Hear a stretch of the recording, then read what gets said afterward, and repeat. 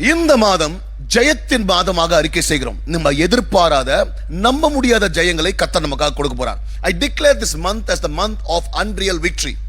Daniel chapter 6 verse 28 says Daniel prospered amidst all kings. அதாவது தானியேலின் காரியம் ஜெயமா இருந்தது. எந்த ராஜா மாறினாலும் அவன் காரியம் ஜெயமா இருந்தது. அதனால இந்த மாதம் யார் மாறினாலும் people might change, seasons might change, தனிப்பட்ட வேற வேற வித்தியாசமான challenges உன் வாழ்க்கையில வரலாம்.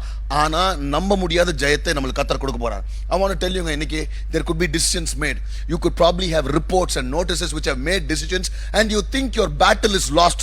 இது தோத்தாச்சு, இது முடிஞ்சாச்சு, இது இழந்தாச்சு, இந்த கதவு அடைக்கப்பட்டது, திருப்பி மாற போலதான் நீ நினைக்கலாம். ஆனா நீ எதிர்பாராத நம்ப முடியாத ஒரு ஜெயத்தை ஆண்டவர் உனக்கு கொடுக்க போறார். Because you think it's over, but I am praying, I am telling you, I am prophetically declaring that this month you will experience unreal victories. ஏன்னா டேனியல் டைம்ல 4 ராஜாக்கள் மாறினாங்க. நாமளா பார்த்தீங்கன்னா 4 ராஜாக்கள் மாறினால ஒரு ராஜா மாறினால எல்லாரையும் மாத்திருவாங்க. எத்தனை பேரை மாத்தினாலும் இவன் மட்டும் அதே பொசிஷன்ல இருந்தான். இவன் செஞ்சது மட்டும் ஜெயமாவே இருந்தது. அதே போல நான் சொல்றேன், பர்சனலா நீங்க செய்யற காரியங்கள் என்ன பர்சனல் உனக்கு அட்டாக் வந்தாலும் அது உனக்கு ஜெயமா டெஸ்டிமனியா மாறுகிற மாதமாக இருக்க போது I declare that this month will be a month of unreal victory. எதிர்பாராத நம்ப முடியாத ஜெயத்தை, நீ தோத்து போன இடங்கள்ல, முடிவு வந்த இடங்கள்ல கர்த்தர் உனக்கு ஜெயத்தை கொடுக்க போறார். கர்த்தர் உன்னை ஆசீர்வதிப்பார்.